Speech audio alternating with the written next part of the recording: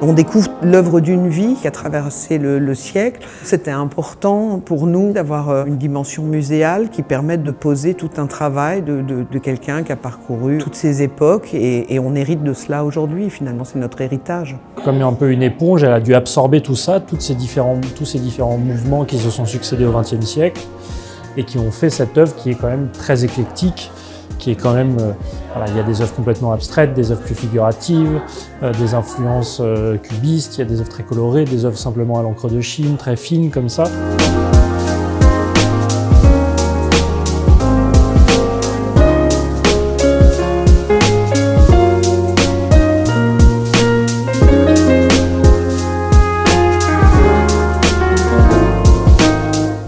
L'exposition au musée du Luxembourg sur Léon Monnet collectionneur, mais là c'est la première fois qu'il y a une exposition qui lui est dédiée personnellement en musée et en galerie d'ailleurs. Cette double actualité fait qu'on a vraiment le côté marché et le côté institution qui sont vraiment la base de tout ce qui fait l'œuvre d'un artiste, et un artiste a besoin des deux, quoi.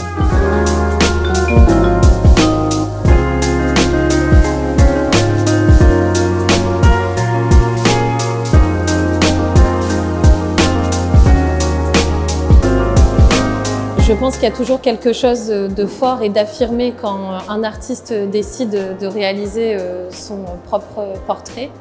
Et je pense que c'est comme une forme d'affirmation de sa volonté de créer et de suivre les pas de Claude Monet. Dans ses dessins, on retrouve des choses que l'on connaît en tant qu'historien d'art ou même en tant qu'amateur, mais c'est personnel et c'est, voilà, là, on a fait quelque chose de très plaisant, de toujours très joyeux également.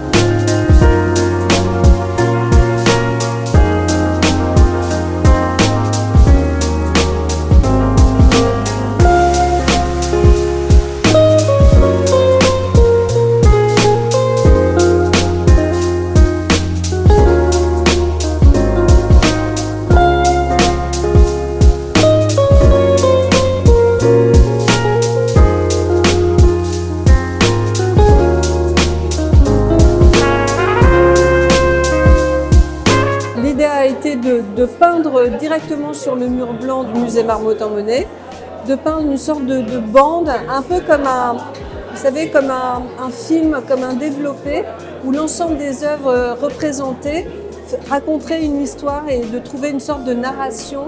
C'est une œuvre joyeuse qui nous a tous portés ici au musée Marmottan-Monet. On a pris beaucoup de plaisir à présenter tout ça et voilà, j'espère que maintenant que le public va être au rendez-vous, mais déjà ce soir, il est là.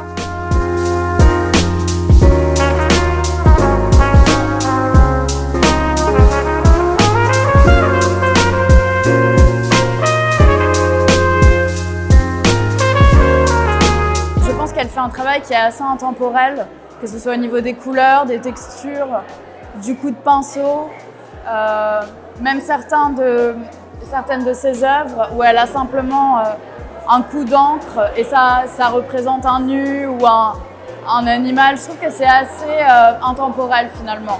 Malgré le fait que je pense qu'il y a une touche de modernité et qu'on puisse lier ça avec la place de la femme actuelle.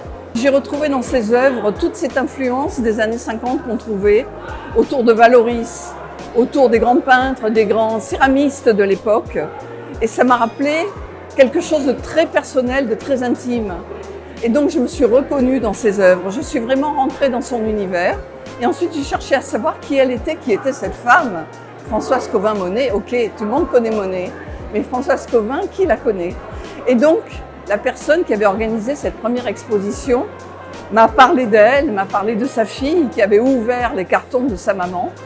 Et j'ai été absolument subjuguée.